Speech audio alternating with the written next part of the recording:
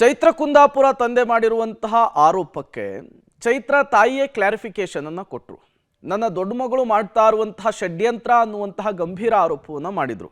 ಇದೇ ವಿಚಾರಕ್ಕೆ ಸಂಬಂಧಪಟ್ಟಂತೆ ಚೈತ್ರ ಕುಂದಾಪುರ ವಿರುದ್ಧ ಅವರ ಭಾವ ಚಂದ್ರಶೇಖರ್ ಕೂಡ ಮಾತನಾಡಿದ್ದಾರೆ, ಆಕ್ರೋಶವನ್ನು ವ್ಯಕ್ತಪಡಿಸಿದ್ದಾರೆ.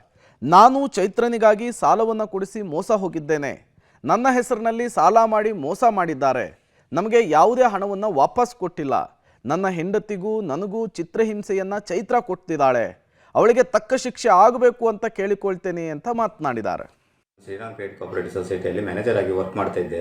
ಒಂದು ದಿವಸ ಶ್ರೀಕಾಂತ್ ಮತ್ತು ಚೈತ್ರ ಅವರು ಬಂದು 50 ಲಕ್ಷ ಕ್ಯಾಶ್ ತಗೊಂಡು ಬಂದು ಡೆಪಾಸಿಟ್ ಮಾಡೋದಕ್ಕೆ ಕೇಳಿದಾಗ, ಯಾಕಂದ್ರೆ ನಾಳೆ ಅದು ಮಿನಿಸ್ಟರ್ ದುಡ್ಡು, ಅದು ಶಾರ್ಟ್ ಪೀರಿಯಡ್ ಮಾತ್ರ, ಸ್ವಲ್ಪ ಟೈಮಲ್ಲಿ ನಾವು ತೆಗಿತೇವೆ ಡೆಪಾಸಿಟ್, ಅದಕ್ಕಾಗಿ ಡೆಪಾಸಿಟ್ ಮಾಡೋಕ್ಕೆ ಡೆಪಾಸಿಟ್ ಮಾಡಿ ಕೊಟ್ಟಿದ್ದೇನೆ. ನಾನು ಸೈನ್ ಎಲ್ಲ ಅವಳೇ ಮಾಡಿದ್ದರು, ಯಾವೆಲ್ಲ ಅವಳ ಅಪ್ಪ ಅಮ್ಮನ ಹೆಸರಲ್ಲಿ ಡೆಪಾಸಿಟ್ ಮಾಡುವಾಗ ಪೂರ ಸೈನೆಲ್ಲ ಅವಳೇ ಮಾಡಿದ್ದು. ಆಮೇಲೆ ಅದನ್ನು ಡೆಪಾಸಿಟ್ ಮಾಡಿ ಆದ ನಂತರ ಬಾಂಡ್ ತಗೊಂಡೋದ ನಂತರ ಸ್ವಲ್ಪ ಟೈಮಲ್ಲಿ ಅದ್ರ ಮೇಲೆ ಲೋನ್ ಮಾಡಿ ಕೊಡಿ, ಆಮೇಲೆ ನಿಮಗೆ ಅದಕ್ಕೆ ಎಕ್ಸ್ಟ್ರಾ ಬಡ್ಡಿ ನಾನು ಎಕ್ಸ್ಟ್ರಾ ಕೊಡ್ತೇನೆ ಅಂತ ಹೇಳಿದೆ. ನಾನು ಅದಕ್ಕೆ ಸತ್ಯ ಅಂತ ಎಣಿಸಿ ಅವರಿಗೆ ಲೋನ್ ಮಾಡಿ ಕೊಟ್ಟೆ.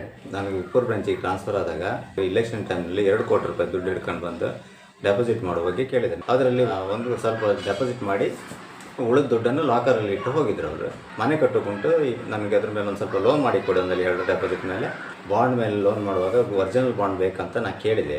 ಅದಕ್ಕೆ ಹೇಳಿದ್ರೆ ಇಲ್ಲ, ನಾನು ಅದು ಮಿಸ್ಪ್ಲೇಸ್ ಆಗಿದೆ, ನಾನು ಅದು ಎಲ್ಲಿದೆ ಅಂತ ಗೊತ್ತಿಲ್ಲ, ನನಗೆ ಸಿಕ್ಕನಂತ ನಿಮ್ಗೆ ಗ್ಯಾರಂಟಿ ತಂದು ಕೊಡ್ತೆ. ಆ ನಂಬಿಕೆ ಇಟ್ಕೊಂಡು ನಾನು ಅವಳಿಗೆ ಲೋನ್ ಮಾಡಿಸಿ ಕೊಟ್ಟದ್ದು. ಚೈತ್ರ ನಮ್ಮ ಮೈದಿನ ಅದಕ್ಕೋಸ್ಕರ ನಾನು ಅದ್ರ ಬಗ್ಗೆ ಸ್ವಲ್ಪ ನಿಗ್ಲೆಕ್ಟ್ ಮಾಡಿದೆ. 1-1.5 ತಿಂಗಳಲ್ಲಿ ಚೈತ್ರ ಕುಂದಾಪುರ ಮತ್ತು ಶ್ರೀಕಾಂತ್ ಇಬ್ಬರು ಅರೆಸ್ಟ್ ಆದರು. 1-1.5 ತಿಂಗಳಲ್ಲಿ ಅರೆಸ್ಟ್ ಆದರು. ಅರೆಸ್ಟ್ ಆಗ್ಬೇಕಾದ್ರೆ ಹಿಂದಿನ ದಿವಸ ನಂಗೆ ಫೋನ್ ಮಾಡಿಕೊಂಡು, ನಾನು ತುಂಬ ಸಮಸ್ಯೆಯಲ್ಲಿದ್ದೆ, ಈ ಸಮಯದಲ್ಲಿ ನನ್ನ ಹುಡ್ಕೊಂಡು ಯಾರು ಬಂದರೆ ನಾನು ಲಾಕರಲ್ಲಿ ದುಡ್ಡಾಗಲಿ ಅಥವಾ ಡೆಪಾಸಿಟ್ ಮೇಲೆ ಲೋನ್ ಮಾಡೋದಾಗಲಿ ಯಾವುದೇ ರೀತಿಯ ಮಾಹಿತಿಯನ್ನು ಕೊಡಬಾರ್ದು. ಅವಳೇನು ನಮಗೇನು 1 ರೂಪಾಯಿ ಕೊಡಲಿಲ್ಲ, ನನ್ನ ಹೆಂಡತಿ 20 ಲಕ್ಷ ರೂಪಾಯಿ ಕೊಟ್ಟಿದೆ ಅಂತೇಳಿ ಹೇಳಿ ಅಪವಾದ ಹಾಕ್ತಾಯಿದ್ದಿಲ್ಲ, ಯಾಕೆ ಮಾನಸಿಕ ಚಿತ್ರಹಿಂಸೆ ಕೊಡ್ತಾಯಿದ್ದಿಲ್ಲ ನನ್ನ ಹೆಂಡತಿಗೆ, ಮತ್ತು ನನಗೂ ಬದುಕೋಕ್ಕೆ ಬಿಡೋದಿಲ್ಲ. ಅವಳು ಮಾಡೋದು ಈ ಮೋಸ ಅನ್ಯಾಯಕ್ಕೆ ಸರಿಯಾದ ಶಿಕ್ಷೆ ಆಗಬೇಕು. ಇನ್ನು ಮುಂದೆ ಯಾರಿಗೂ ಈ ಥರ ಮೋಸ ಮಾಡಬಾರ್ದು ಅವಳು ಅಂತೇಳಿ ಕೇಳ್ಕೊಳ್ತೇನೆ. ಮತ್ತು ಚೈತ್ರ ಕುಂದಾಪುರ ವಿರುದ್ಧ ಅವರ ತಂದೆ ಮಾಡಿರುವಂತಹ ಆರೋಪ, ಅದಕ್ಕೆ ಅವರ ತಾಯಿ ಕೊಟ್ಟಂತಹ ಕ್ಲಾರಿಫಿಕೇಶನ್ನು, ಚೈತ್ರ ಭಾವ ಅವರ ಸ್ಟೇಟ್ಮೆಂಟನ್ನು ನೀವು ಗಮನಿಸಿದ್ರಿ. ಈ ಎಲ್ಲ ಬೆಳವಣಿಗೆಗಳ ನಡುವೆ ಈ ವಿಚಾರಕ್ಕೆ ಸಂಬಂಧಪಟ್ಟಂತೆ ಚೈತ್ರ ಕುಂದಾಪುರ ಕೂಡ ರಿಯಾಕ್ಟ್ ಮಾಡಿದ್ದಾರೆ, ಅದು ಟ್ವೀಟ್ ಮೂಲಕ. ತಂದೆಯ ಮಾತನ್ನು ಕೇಳ್ತಾ ಇದ್ದಂತೆ ಚೈತ್ರ ಕುಂದಾಪುರ ತಮ್ಮ ಇನ್ಸ್ಟಾಗ್ರಾಮ್ ಸ್ಟೋರಿಯಲ್ಲಿ ತಂದೆಯ ಬಗ್ಗೆ ಬರೆದುಕೊಂಡು ಶೇರನ್ನು ಮಾಡಿಕೊಂಡಿದ್ದಾರೆ.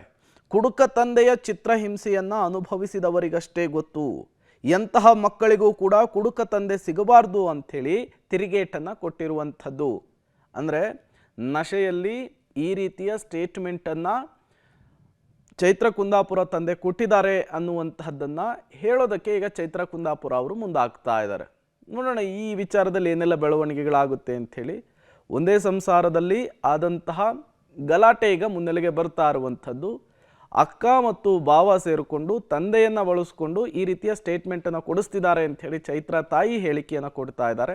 ಮತ್ತೊಂದು ಕಡೆ ಚೈತ್ರ ಕೂಡ ಇದಕ್ಕೆ ರಿಯಾಕ್ಟ್ ಮಾಡಿದ್ದಾರೆ. ಈ ವಿಚಾರ ಎಲ್ಲಿಗೆ ಹೋಗಿ ನಿಲ್ಲುತ್ತೆ ಸದ್ಯಕ್ಕೆ ಅಂಥೇಳಿ. ಮದುವೆ ಇಂಥದ್ದು ಅವ್ರು ಕಳ್ಳರು ಮದುವೆ ಆಗೋದು. ಅವ್ರು ಇಬ್ಬರು ಅವನು ನಮ್ಮ ಮನೇಲೇ ಇದ್ದವ, 12 ವರ್ಷದಿಂದ ನಮ್ಮ ಮನೇಲೇ ಇದ್ದವ, ಕಳ್ಳವ. ಅವಳು ಕಳ್ಳರು, ಇಬ್ಬರಿಗೂ ಕಳ್ಳರು ಮದುವೆ ಆದರು. ಬರೀ ಇದೇ ದರೋಡೆ ಮಾಡ್ಕೊಳ್ಳೋದು, ಇದೇ ದೇಶಕ್ಕೆ ದ್ರೋಹ ಮಾಡೋದು, ವಂಚನೆ ಮಾಡೋದು, ಅವ್ರಿಗೆ ಅದೇ ಕಸಬು. ಅವಳಿಗೆ ಮಾನ ಮರ್ಯಾದೆ ಏನು ಇಲ್ಲ. ನಮ್ಮ ಕುಟುಂಬದ ಮಾನ ಮರ್ಯಾದೆ ತೆಗೆದು ಬಿಟ್ಲ. ಅವಳನ್ನು ಕಂಡ್ರೆ ನಂಗೆ ಆಗೋದಿಲ್ಲ, ಅವಳು ಎಂದೂ ಉದ್ಧಾರ ಆಗೋದಿಲ್ಲ. ಮತ್ತು ಅವಳು ಮಾಡುವಂಥ ಕೆಲವು ಕೆಲಸಗಳಿಗೆಲ್ಲ ನಾನು ಒಪ್ಪಿಗೆ ಕೊಡಲಿಲ್ಲ ಅಂತೇಳಿ ಮೋಸ ವಂಚನೆಯಲ್ಲಿ ಇದ್ದಳು. ನಾನು ಸ್ವಲ್ಪ ಸತ್ಯ ನ್ಯಾಯ ಧರ್ಮದಲ್ಲಿ ಇರುವನು, ನನ್ನ ಸತ್ಯ ಧರ್ಮದಲ್ಲಿ ಇರುವನು. ಮತ್ತು ನನ್ನ ಹಿರಿಯ ಮಗಳು ಗಾಯತ್ರಿ ಸಹ, ಅವಳು ಸಹ ಗೌರವದಿಂದ ಮರ್ಯಾದೆಯಿಂದ ಬಾಳುವಳು. ಅವಳ ಮೇಲೆ ಒಂದು ಸುಳ್ಳು ಅಪವಾದ ಹಾಕಿದ್ರು, ದುಡ್ಡು ಕೊಡಿದೆ ಅಂತೇಳಿ. ಇವಳದೇ ಒಂದು ಕೀರ್ತಿ ಬರಬೇಕು. ನಾನು ಈ ಪಾಪಿ ಮಗು ಎಂದಿಗೂ ನಾನು ಕ್ಷಮೆ ಕೊಡುವುದಿಲ್ಲ. ಅವಳು ಒಂದು ಕ್ರಿಮಿ ಇದ್ದಂಗೆ, ದೇಶಕ್ಕೆ ಮಾದಕವಳು. ಈ 5 ಕೋಟಿ ಗೋವಿಂದ ಪೂಜೆ ಹಗರಣದಲ್ಲಿ ಅವಳು ಕೋಟಿ ಹಣ ಹೊಡೆದು ಸಾಬೀತಾಗಿದೆ. ಲಕ್ಷ ಡಿವೈಡ್ ಮಾಡಿ ನನ್ನ ಹೆಸರಲ್ಲಿ, ನನ್ನ ಹೆಂಡತಿ ಹೆಸರಲ್ಲಿ, ಮತ್ತು ಶ್ರೀಕಾಂತ್ ಹೆಸರಲ್ಲಿ, ಚೈತನ್ಯ ಹೆಸರಲ್ಲಿ, ಹೀಗೆ ಪಡ್ಡೆ ಹುಡುಗರ ಹೆಸರನ್ನೆಲ್ಲ ಡಿಪಾಸಿಟ್ ಮಾಡಿ, ಆ ಡಿಪಾಸಿಟ್ ಮಾಡಿದ ಬಾಂಡ್ ಮೇಲೆ ಮತ್ತೆ ಸಾಲ ತೆಗೆದು ಆ ಸಾಲದಿಂದ ಬರೋ